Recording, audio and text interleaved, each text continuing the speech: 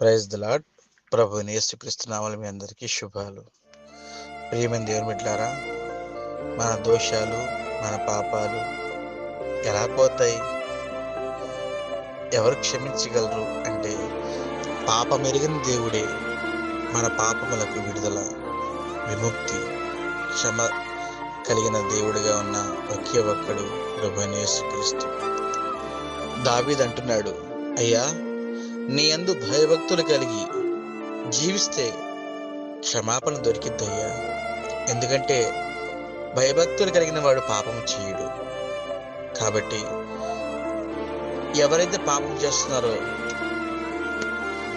వారికి విడుదల ఇవ్వగల దేవుడు ఒకే ఒక్కడు, ప్రభువైన యేసుక్రీస్తు. మీరు పాపంలోనే ఉన్నారా? పాపంలోనే పడి ఉన్నారా? మీరు రండి, ప్రభు మీకు విడుదల కలిగిస్తాడు. ఆయన యొద్ద మీకు క్షమాపణ దొరికిద్ది.